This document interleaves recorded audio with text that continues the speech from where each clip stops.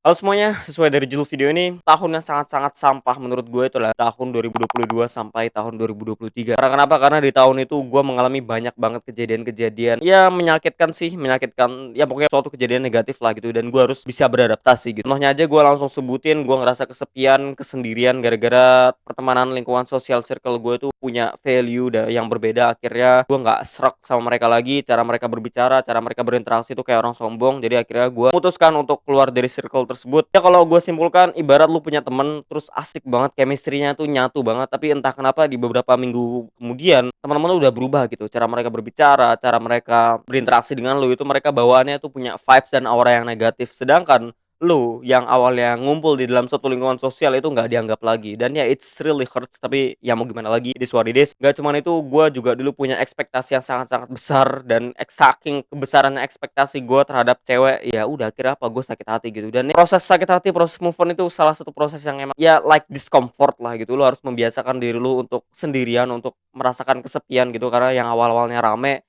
terus tiba-tiba ya udah kayak sepi banget gitu. Akhirnya ya menurut gua ngerasa nggak joyful, well-being gue sangat-sangat rendah karena gue berada di dalam ya one of the most shitty phase lah gitu. Gue ini akhirnya apa, kesehatan mental gue memburuk. Akhirnya gue punya addiction yang sangat buruk juga. I do dumb stuff gitu ya. Pokoknya gue melakukan sesuatu hal yang ini merusak diri gue. Mungkin kalau kita berbicara mengenai kesehatan mental di generasi Z itu kan udah banyak miskonsepsinya gitu. Entah tuh, oh Gen Z itu lemah lah, dikit-dikit kesehatan mental, dikit-dikit healing. Padahal kesehatan mental di sini bukan berarti kesehatan mental yang ranahnya itu kayak manja yang jadikan kesehatan mental sebagai excuse, tapi kesehatan mental itu maksudnya itu adalah well-being lu dalam menjalani kehidupan gitu. Dan bagaimana cara lu bisa menentukan tolak ukur kesehatan mental lu baik atau enggak, lu bisa menggunakan contoh grafik vibration energi ini gitu. Dan di sini ada beberapa hal yang gua optimisasi dalam menjalani kehidupan gua sehingga gua ngerasa tuh jauh lebih fresh, better dan plong gitu. Kita mulai dari nol, itu adalah dari segi pola makan. Di sini gua nggak mau banyak basa-basi, tapi intinya ada penjelasan scientific di mana bagian otak dan usus lu tuh saling terhubung satu sama lain. Namanya tuh GBA, gut brain axis. Jadi di dalam usus kita tuh ada bakteri baik, bakteri jahat, dan bakteri yang netral. Ya, intinya kalau gue simplifikasikan untuk menghemat waktu lu, makin banyak bakteri jahat di dalam usus lu, ya diet lu cuman gitu-gitu aja, cuman diet-diet gorengan sampah gitu di jalanan, maka semakin banyak bakteri jahat lu, ya udah akhirnya apa, you gonna feel like shit. Baliknya kalau lu punya banyak bakteri baik di dalam usus lu, misalkan lu makan sayur-sayuran, buah-buahan, daging, protein, atau lu minum yogurt karena yogurt itu tuh mengandung prebiotik sehingga bisa menyehatkan usus lu, maka bagaimana cara lu berperasaan, berpikir itu akan jauh lebih better dibandingin lu yang punya diet yang sampah. Karena menurut penjelasan dari para ahli ya, kalau lu punya usus yang sangat-sangat buruk, sistem pencernaan yang buruk, lu punya bakteri jahat, maka bagaimana cara lu berperasaan, berpikir, ini akan menimbulkan konsekuensi negatif gitu. Entah tuh lu punya banyak brain fog, lu nggak bisa fokus, lu punya craving yang sangat-sangat sampah terhadap junk food, atau yang paling parah lagi produktivitas lu itu menurun gitu. Jadi mulai dari sekarang coba mulai variasikan diet lu, karena diet gue tuh sampah banget. Gue cuma makan nasi ayam doang. Terlalu keseringan makan nasi ayam doang, gue nggak memvariasikan dengan buah-buahan, dengan sayur-sayuran, dengan yogurt yang ini dimana bagus untuk usus lu. Akhirnya vibes aura gue dari segi muka gue itu ya bisa dibilang kayak nggak bercahaya lah gitu, nggak membawa semacam aura yang ini jauh lebih better gitu dari segi kulit lu, bagaimana cara lu berpikir dan segala macam. Jadi sebelum lu punya goals untuk produktif, untuk punya goals A sampai Z, mulai perbaiki diet lu terlebih dahulu, karena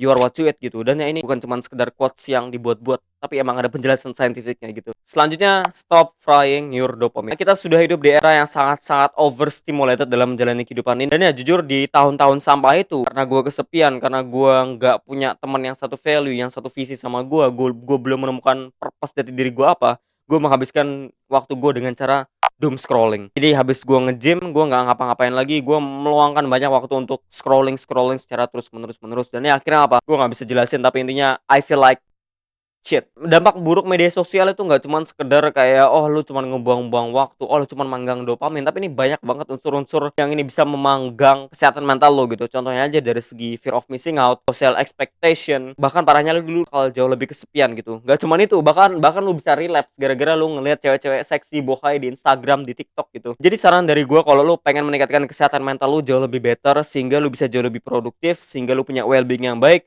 maka mulailah dengan prinsip yang namanya start chasing real dopamine. Dan ya kesalahan konsepsi kebanyakan orang ketika mereka melihat kebiasaan itu adalah menghilangkan kebiasaan. Padahal yang lu bisa lakukan itu adalah mengganti kebiasaan. Karena dengan lu punya persepsi menghilangkan kebiasaan, ya kebiasaan itu nggak bakal bisa hilang gitu. Tapi ya lu harus mengganti kebiasaan tersebut. Contohnya dulu gue punya screen time yang sangat-sangat besar di dalam handphone gue gitu. Dan bagaimana cara gue bisa meminimalisir screen time tersebut itu adalah dengan cara gue menemukan enjoyment dengan membaca buku gitu. Contohnya gue dulu adalah salah satu seorang pecandu video games. Gue punya kebiasaan untuk bermain game secara terus-menerus. Tapi gue ganti kebiasaan tersebut dengan cara apa? Dengan cara nge-gym. Kenapa gue sekarang nggak berpikir lagi untuk melakukan kebiasaan-kebiasaan gue yang lama? Karena dengan kebiasaan gue yang baru, gue menemukan enjoyment dan fulfillment yang ini jauh lebih better lah. Gue tahu salah satu struggle anak muda zaman sekarang itu nggak jauh dari yang namanya PMO. Gue juga dulu struggle dan ini alasan terbesar kenapa gue sekarang nggak kayak hyper addicted banget tentang yang namanya PMO, karena gue sudah menemukan suatu hal yang ini jauh lebih enjoyment dan fulfillment bagi diri gue sendiri gitu. Jadi intinya start chasing real dopamine, entah itu sunlight, lari, bersosialisasi, konsumsi konten panjang, podcast dan segala macamnya. Intinya like jangan melakukan sesuatu hal yang ini menurunkan intelektualitas lu gitu. Lu bisa lihat sendiri komentar TikTok gitu. Ya,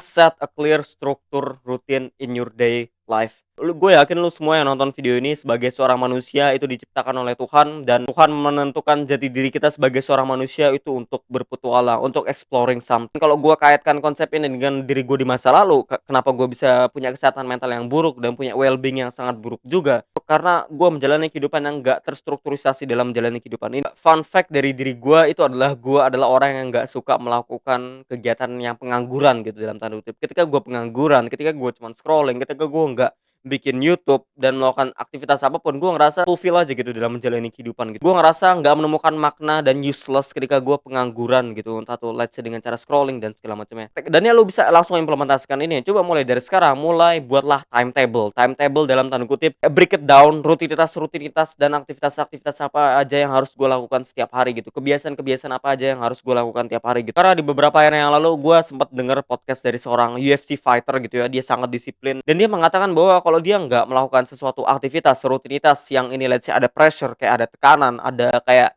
semacam goals, he do dumb stuff gitu. I think I have to be in some kind of constant conflict. Like I have to have a goal where I'm something challenging, full steam in trying to get something done. Otherwise, I'm self-destructive. Do dumb stuff. You know, I start drinking too much, or if I don't have something set for me to be working towards, I just feel like that's when I do dumb stuff. That's where start to get like depressed, or I don't even know what to call it, but it's not a good place for me to be in. I have to have something I'm working on.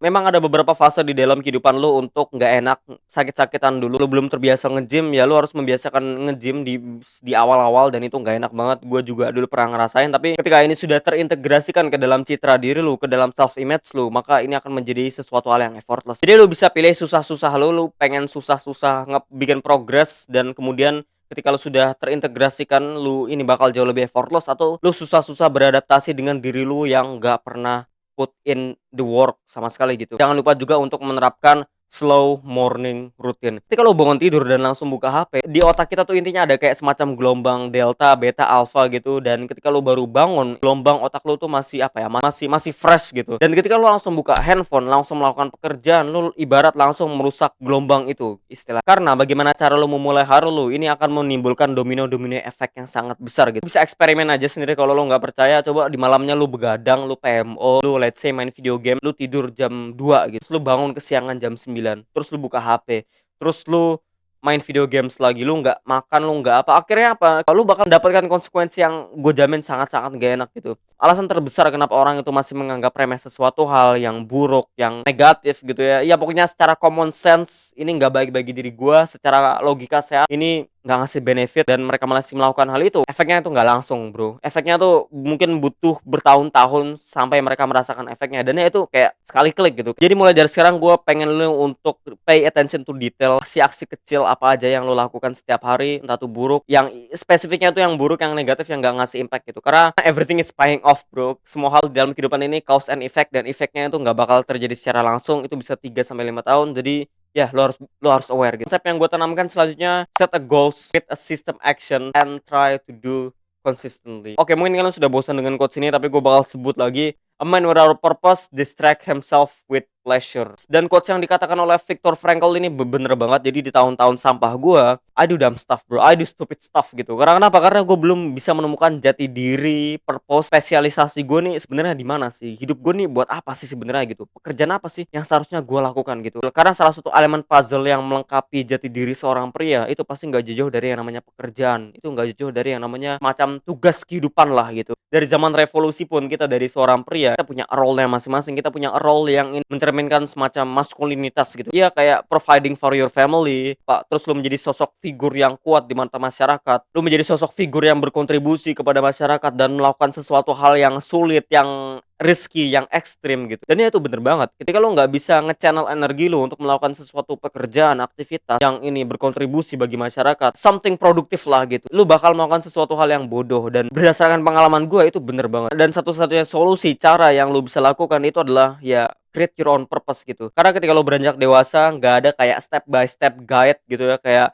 misalkan guru lu nyuruh lu untuk jadi seorang seniman, dokter, dan lu nyuruh lu untuk jadi seorang filsuf dan segala macamnya. Kayak lu hidup untuk diri lu sendiri, yang menentukan jati diri lu, yang membangun jalan lu pengen ke arah mana itu diri lu sendiri gitu. Guru, dosen, orang tua itu ibarat semacam apa ya? Semacam guidance lah gitu. Semacam kayak panduan-panduan yang lu bisa jadi sebagai acuan gitu. Tapi acuannya nggak 100% karena yang mengenal diri lu, yang mengenal minat, keterampilan, passionate, vokasional lo itu diri lu sendiri gitu. Dan cara lu nulis goals itu bukan semacam goals yang fana gitu ya, kayak oh gue pengen jadi kaya gitu, gue pengen dapet di 5 bulan ini, gue pengen dapetin McLaren dan segala macam. Itu goals fana. Dan gue yakin ketika lu punya goals itu, otak lu tuh nggak akan bisa punya gambaran-gambaran yang jelas step by step apa yang harus gue lakukan gitu. Sehingga lu cuma mental masturbasi dan nggak taking a real action gitu. Dibandingin lu nulis gue pengen menjadi seseorang yang berotot, yang sigma, yang bodybuilder, mulailah tulis gue akan nge-gym 5 kali sehari dan makan 30 gram protein gitu. Dibandingin lu nulis gue pengen menjadi seseorang yang intelektual, yang pengen dapetin nilai tinggi, mulailah tulis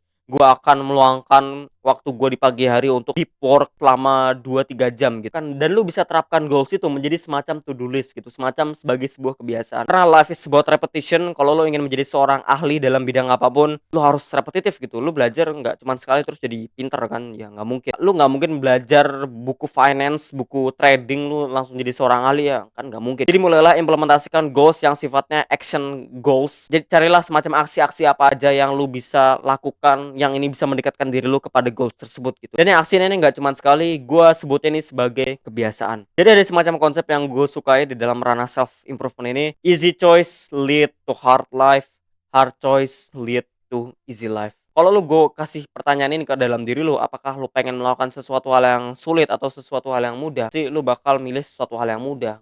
Maksudnya ya ngapain susah-susah gitu. Dan ya konteksnya ini bukan dari segi finansial, tapi itu dari segi effort lu. Konsekuensinya dengan lu hanya melakukan sesuatu hal yang mudah secara berulang-ulang kali, lu harus siap dengan konsekuensinya. Dan ini nggak main-main. Scrolling itu gampang, PMO itu gampang, nontonin cewek-cewek bohai di TikTok itu gampang, baring-baring di kasur, nggak olahraga, nggak bangun pagi itu gampang coy. Tapi guess what? It will become harder at the end gitu istilahnya. Bikin konten kayak gini susah, belajar itu butuh effort, membaca itu butuh effort dari segi intelektualitas lo, mengendalikan hawa nafsu itu juga butuh effort. Tapi at the future it much better gitu, karena lo sudah terlatih untuk melakukan sesuatu hal yang susah tadi. Channel your energy by skill acquisition. Jadi banyak banget dinamika self improvement, termasuk gue yang memberi ketahukan bahwa kayak oh find your purpose gitu, oh temukan purpose lo dan segala macamnya gitu. Dan menemukan purpose ini nggak ada yang namanya satu arah gitu, kayak oh purpose gue jadi ini, oh purpose gue jadi A, jadi B, jadi C. Nggak ada bro kayak gitu. Karena seiring berjalannya waktu purpose orang tuh bakal berubah-berubah. Dan satu-satunya cara yang mendukung menemukan purpose lu itu adalah dengan cara skill acquisition atau mengakuisisi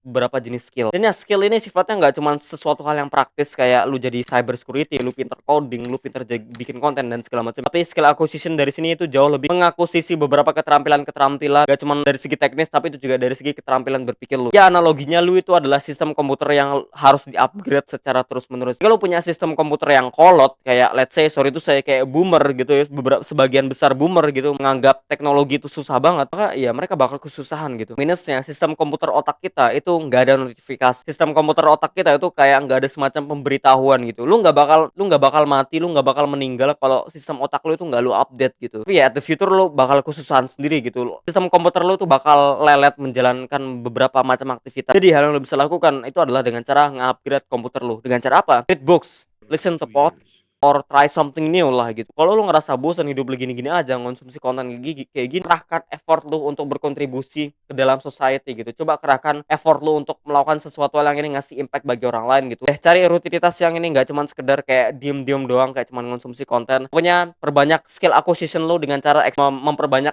input positif lu dengan cara baca buku, podcast dan juga dari segi experience yang lu bisa lakukan gitu. Sekian dari gua, keep improving.